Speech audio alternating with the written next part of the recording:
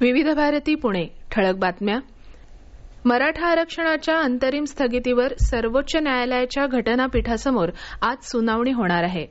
सामाजिक आणि आर्थिक मागास प्रवर्गाअंतर्गत मराठा आरक्षणावर सर्वोच्च न्यायालयानं दिलेल्या अंतरिम स्थगितीवर न्यायमूर्ती अशोक भूषण यांच्या अध्यक्षतेखालील घटनापीठासमोर ही सुनावणी होणार आहे. ऊर्जा आणि पायाभूत सुविधा क्षेत्रासाठी वेळेवर वस्तू आणि माल पुरवठा करण्यासाठी रेल्वेनं कोविड-19च्या टाळेबंदीच्या आणि टाळेबंदी शिथिल होण्याच्या काळातही आपली सेवा सुरू ठेवली आहे. या कालावधीत मध्य रेल्वेनं उद्योग क्षेत्राची गरज पूर्ण करत सुमारे 3.5 कोटी टन मालाची वाहतूक यशस्वीरित्या केली आहे.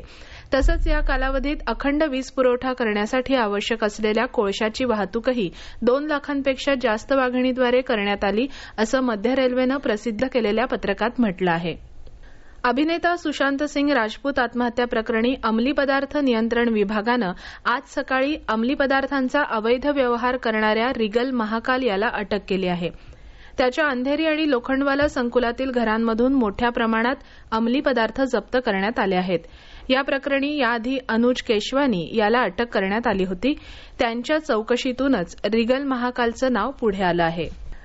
निवृत्त झालेल्या क्रीडापटूंना मदत करण्यासाठी आणि प्रोत्साहन देण्यासाठी केंद्र सरकार अनेक नवीन धोरणात्मक निर्णय घेत असल्याचं केंद्रीय क्रीडा मंत्री किरेन रिजिजू यांनी म्हटलं आहे. फिक्कीनं आयोजित केलेल्या 10व्या जागतिक क्रीडा परिषदेमध्ये ते काल बोलत होते.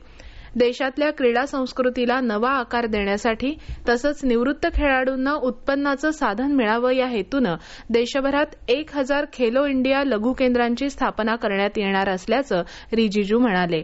या होत्या आतापर्यंतच्या ठळक बातम्या. यानंतरच्या ठळक बातम्या उद्या सकाळी 8 वाजता.